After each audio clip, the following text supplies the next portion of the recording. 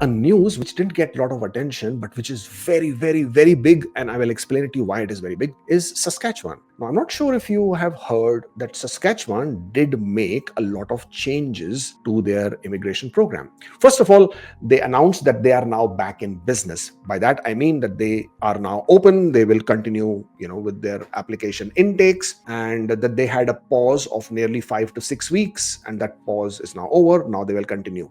They are also now going to start accepting job approval forms for new applications. So if your employer was ready to do it and you were quite upset that Saskatchewan has closed the intake of job approval forms, then good thing is that they are back in business. But the more problematic here is that Saskatchewan announced that they would return the applications that have been submitted to them under the Express Entry stream and under the OID stream. Now, these two streams, Express Entry stream, OID streams, have been extremely popular over the last couple of years. Lots of people who otherwise had no chance actually managed to get through those two streams. A lot of people actually had their relatives move to Saskatchewan, live there for a year and even later, so that they could participate in this particular stream.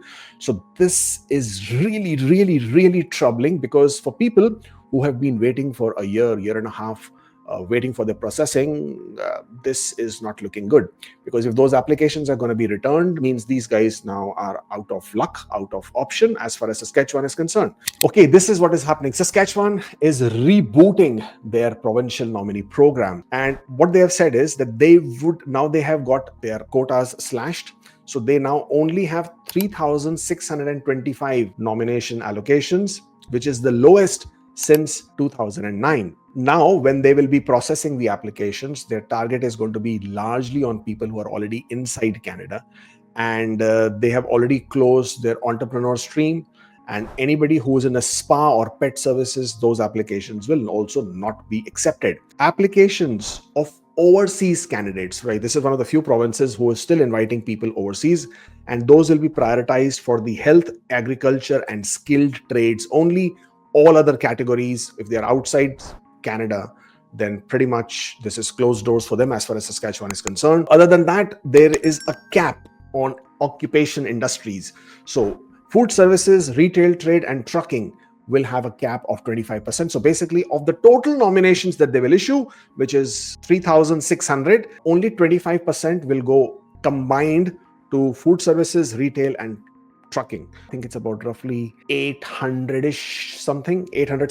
So total 800 nominations will go in combination to food services, retail, and trucking, which again puts a lot of pressure on the people who were in that occupation. Spa, salons, pet care services will no longer get any job approval letters, and unfortunately, entrepreneur, international graduate entrepreneur, and farm operators streams are also now closed. On the other note, the job approval form intakes are back. So if your employers were willing to make an application for job approval letters, then please encourage them to do so, because that is again back.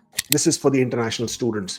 If you were an international student who completed their education in a different province and then you moved to Saskatchewan, well, they have said that only those PGWP holders will be eligible who have studied in Saskatchewan from a Saskatchewan designated learning institution, and applicants must have resided in Saskatchewan during their studies and gained work experience relevant to their studies in the province. Only they will be eligible under the international student stream that Saskatchewan has. And postgraduate work permit holders who studied outside Saskatchewan but worked in the field of education are no longer eligible for Saskatchewan experience pathways. So that's another hit for people who are looking to target spouse open work permit. So if you were a person who had a spouse open work permit, if you were eligible, if you thought you were eligible, well, you are no longer eligible for any of the Saskatchewan immigration pathways.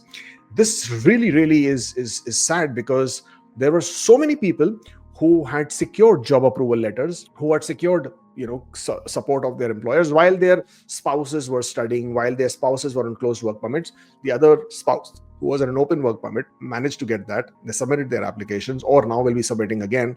Now, Saskatchewan says individuals who are on spouse open work permits, not eligible in any stream, in any program. This one is pretty, this is really sad in the sense but again, how do you blame the province for this, right? The province only has 3,600 slots. They can't really do much. They would like to prioritize as much as possible people who are already inside Saskatchewan, people who are already studied in Saskatchewan, who have got the job approval letters. How so? For them, it's such a difficult situation to be in. You do not know who to prioritize, and I guess different categories of people are getting impacted: spouse open work permits, postgraduate work permit holders, people who already had submitted their applications in express entry and OID streams in Saskatchewan. Those are the ones who are suffering. And that's all I have for you guys today. Thank you so much for joining in, and I shall see you next time. Until then, take care, stay forever hopeful.